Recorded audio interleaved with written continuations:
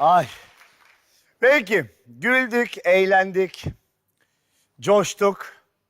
Biz oynarken harikulade bir şarkı çalıyordu. Böyle hemen, yani şarkı girer girmez insanın şuralarını sallayası geliyor. Hakan Türkmen. Acayip tipler. Acayip tipler. Eyvallah. Acayip tipler. Acayip tipler. Şimdi, buyur. Öncelikle teşekkür ediyorum hepinize. İyi eğlenceler, iyi akşamlar. Sizlere ve televizyon karşısındaki izleyicilerimize. Ve programınız hayırlı uğurlu olsun. Başarılarınız daim olsun. 10 numara bir ekiple çalışıyorsunuz. Acayip tipler, melek gibi kalpler ve 10 numara yetenekler dolu burası.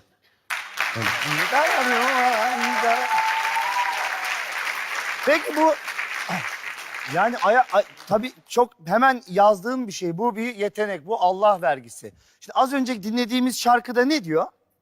Keşke de annen babana olmaz başım ağrıyor deseydi. Sonra?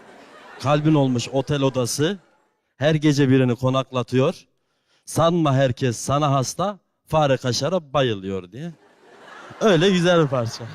Acayip tipler. Yapıştır! Yapıştır gelsin. Ver Devran'ı!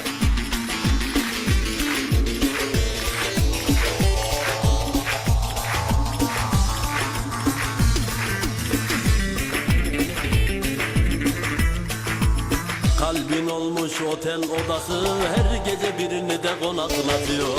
Kalbin olmuş otel odası, her gece birini de konaklatıyor. Sanma herkes sana hasta, fare kaşara bayılıyor.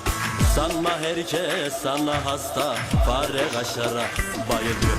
Keşke de annen babana da o gecede olmaz başım ağrıyor diyeydi. Senin 5 yıldızlı olacağın da eskiden belliydi.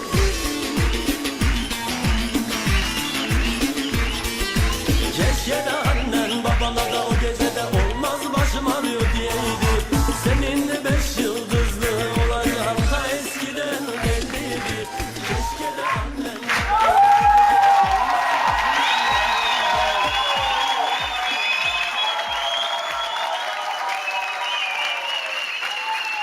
Çok teşekkür ediyoruz. Hakan Türkmen için çok büyük alkış. Acayip tipler.